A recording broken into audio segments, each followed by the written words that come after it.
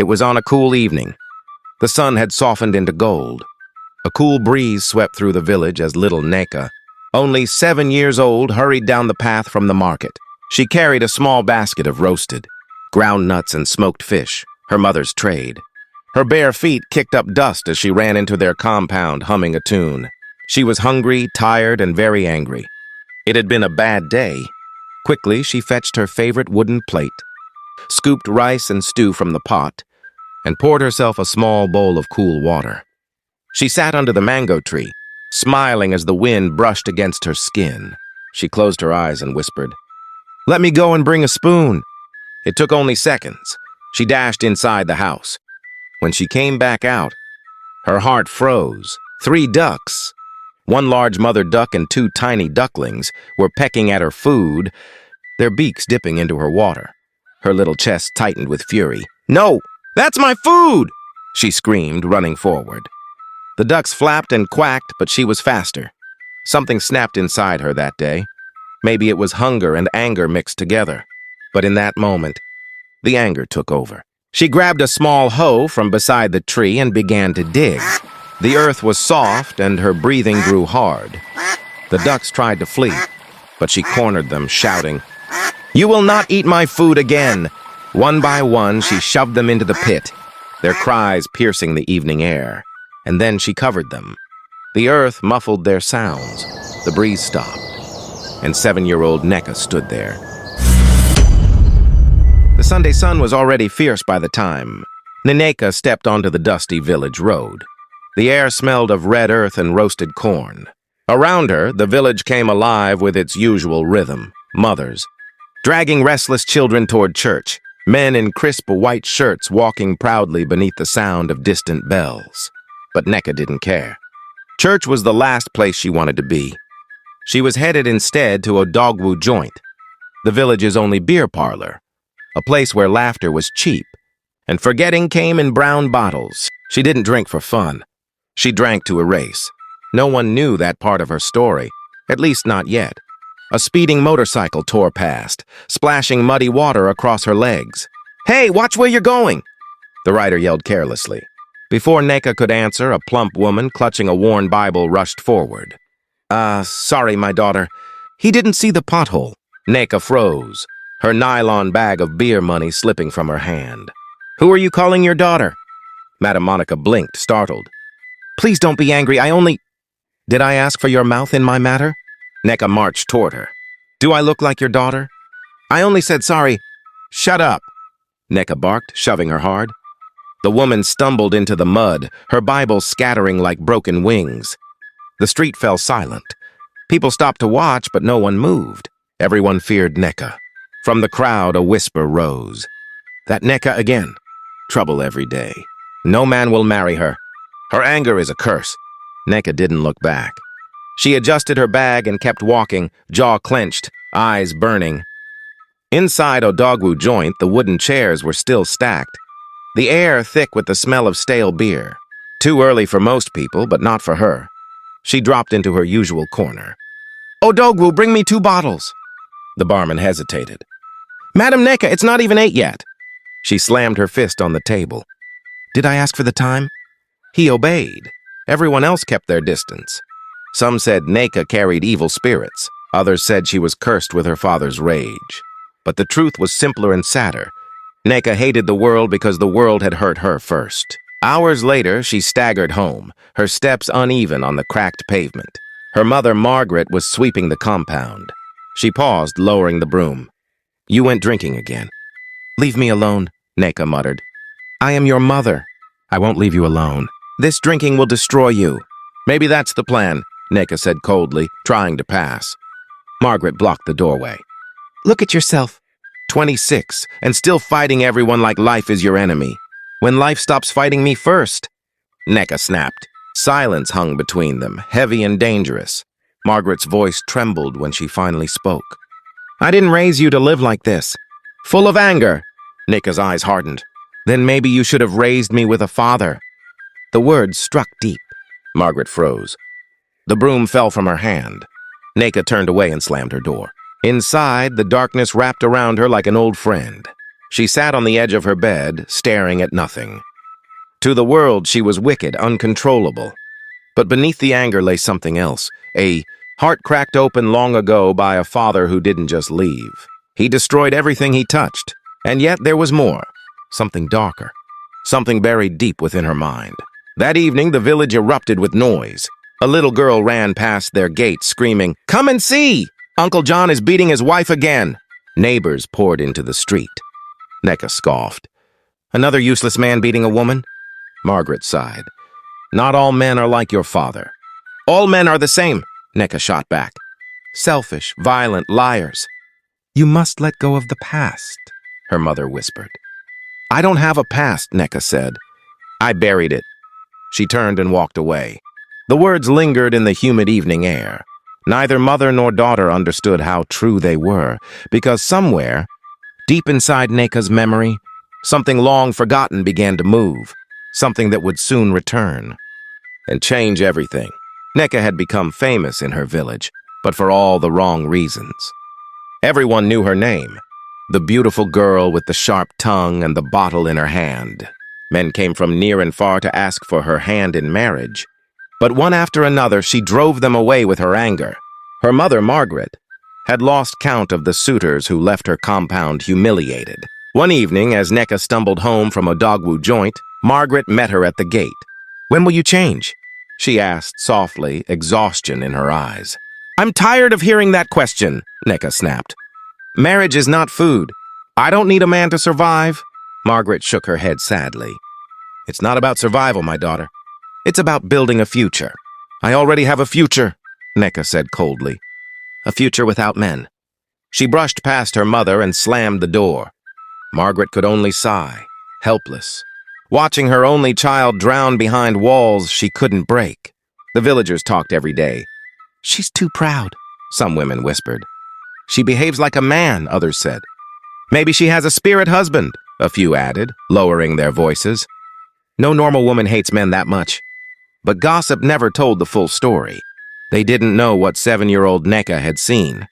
They didn't know the nights her father came home drunk, shouting at Margaret, calling her names, hitting her until her cries echoed through the small house. And they didn't know how one morning he packed his things and left.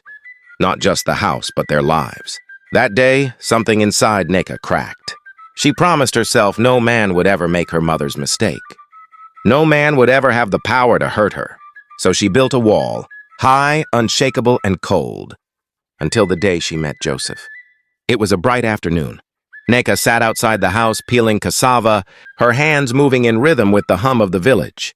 Then a black SUV stopped at the front gate. Dust swirled around it as the engine went silent. A tall, well-dressed man stepped out. His shirt was neatly pressed, his shoes spotless, the kind of man who didn't belong to the village dust. "Good afternoon," he said warmly. Neka barely glanced at him. "Afternoon," she muttered. "Please, I'm looking for Madame Monica's house." She pointed lazily to the next compound. "There." "Thank you," he said, but he didn't move. He smiled instead, studying her face for a moment. "You're very hardworking." She frowned. "Is that supposed to be a compliment?" "Maybe," he said with a chuckle. "I'm Joseph." "I didn't ask," she replied flatly. He simply smiled again and walked away. Most men would have barked back, but not him. Something about that calm confidence unsettled her. A few days later, Neka saw him again at the market. He was buying fruit from Mama Uju's stall. When he noticed her, his face lit up. "My friend from the Cassava Kingdom." She stopped. "Do I know you like that?" "I'm working on it," he said with a grin. For the first time in years, Neka laughed. A real laugh, quick and reluctant. She didn't even know why. After that, Joseph began to visit more often. The villagers learned he was a businessman from the city, supplying goods to traders. He would stop by Neka's compound, greeting Margaret with respect, never forcing conversation. Gradually, he became a familiar face. Unlike other men, Joseph never tried to control her. He didn't talk down to her or challenge her temper. He listened. He made her laugh. He looked at her as if he saw past the anger, straight into the woman she was trying to hide. One quiet evening, as they watched the sun dip behind the palm trees, Joseph turned to her. "There's something I want to say," he began. She eyed him cautiously. "What?" "I want you to be my wife." Her heart stopped. "Joseph, don't joke with me." "I'm not joking," he said gently. "I love you, Nneka. You're strong. You're fearless, and you don't pretend. I want a life with you." She looked away, fear flashing in her eyes. "I don't trust men." "I'm not here to hurt you," he said softly. "Just give me a chance." For the first time, Nneka didn't fight. She didn't shout. She let the words sit quietly in her heart. 2 months later, Joseph came with his family to officially ask for her hand in marriage. The entire village gathered. Some came out of jealousy, others out of disbelief. Their traditional wedding was grand. Drums, laughter, and dancing that lasted till nightfall. Margaret wept as she hugged her daughter. "I thought I would never live to see this day." Nneka smiled through her tears. For the first time in her life, she believed love could heal. She followed Joseph to the city soon after. Life was good. A loving husband. A beautiful home. Peace. For a while, it felt like a dream. A life she never imagined she could have. But happiness is fragile. 4 years later, the dream began to crack. No child. No pregnancy. No hope. Whispers began to grow in Joseph's family home. His mother's smile turned into sharp words. His sisters mocked Nneka behind closed doors. "She's barren," they said. "Joseph should marry another woman." At first, Joseph defended her, but slowly, the pressure began to change him too. Nneka felt it in his silences, in the way his hands no longer lingered when they touched. Each night, she cried alone. And one evening, she found herself holding a bottle again, the same way she used to back in the village, the same way she used to survive. Her marriage was cracking. Her heart was breaking. And somewhere, buried deep beneath her pain, the past she had tried so hard to bury began to rise again. The ceiling fan hummed softly as Nneka sat motionless on the couch, her eyes fixed on the ceiling. Another day had come and gone and nothing had changed. The silence in the house was heavy, like a weight pressing against her chest. 4 years of marriage, 4 years of hope and heartbreak, still no child. Her phone buzzed suddenly, cutting through the quiet. It was a message from her mother. "Come home. The ancestors want to speak." Nneka's throat tightened. She showed the message to Joseph. He read it slowly, then looked up at her with calm eyes. "We should go," he said. "Whatever it is, we face it together." She hesitated. Something deep within her stirred, a buried fear she didn't understand. But the love and patience in Joseph's eyes steadied her. "All right," she whispered. "Let's go home." When their car rolled into the village, the air smelled of dust, smoke, and memory. Margaret was waiting outside her small house. The moment she saw her daughter, she ran and held her tightly. "My child," she said, her voice trembling. "You've carried pain for too long. Tonight we seek answers." That night, under the silver wash of moonlight, Margaret led them down a narrow path lined with whispering trees. A faint drumming sound echoed from somewhere deep in the distance. They stopped before a small thatched hut, glowing faintly with firelight. The air smelled of herbs and palm oil. Inside sat an old woman, the Dibia, her eyes like glowing embers, her skin folded with time. Before anyone could speak, the Dibia's voice cracked through the air. "Your womb is tied, not by man, not by sickness, but by your own hand." Nneka's heart thudded. "By my hand? What are you saying?" The Dibia leaned forward, her gaze piercing. "Do you remember the day you buried life in anger?" The room went still. What life?" Nneka stammered. The Dibia's voice grew low, rhythmic, almost like a chant. "Let me remind you. It was on a cool evening. The sun had softened into gold. A cool breeze swept through the village as little Nneka, only 7 years old, hurried down the path from the market. She carried a small basket of roasted, ground nuts and smoked fish, her mother's trade. Her bare feet kicked up dust as she ran into their compound, humming a tune. She was hungry, tired, and very angry. It had been a bad day. Quickly, she fetched her favorite wooden plate, scooped rice and stew from the pot, and poured herself a small bowl of cool water. She sat under the mango tree, smiling as the wind brushed against her skin. She closed her eyes and whispered, "Let me go and bring a spoon." It took only seconds. She dashed inside the house. When she came back out, her heart froze. 3 ducks, one large mother duck and 2 tiny ducklings, were pecking at her food, their beaks dipping into her water. Her little chest tightened with fury. "No! That's my food!" she screamed, running forward. The ducks flapped and quacked, but she was faster. Something snapped inside her that day. Maybe it was hunger and anger mixed together. Maybe it was the anger she'd been swallowing for years from her father's shouting and her mother's tears. But in that moment, the anger took over. She grabbed a small hoe from beside the tree and began to dig. The earth was soft and her breathing grew hard. The ducks tried to flee, but she cornered them, shouting, "You will not eat my food again!" One by one, she shoved them into the pit, their cries piercing the evening air. And then she covered them. The earth muffled their sounds. The breeze stopped. And 7-year-old Neka stood there, chest heaving, staring at the mound of fresh soil. When it was over, she sat beside it, breathing heavily. The world was silent again, but something inside her had shifted, something dark. And as the Dibia's voice echoed, the memory hit her with full force. She remembered the smell of wet soil, the last sound the ducklings made, the tiny feathers sticking to her fingers. She had buried life, Neka gasped, her eyes wide. No, I was just a child. I didn't know." "The earth remembers," the Dibia said softly.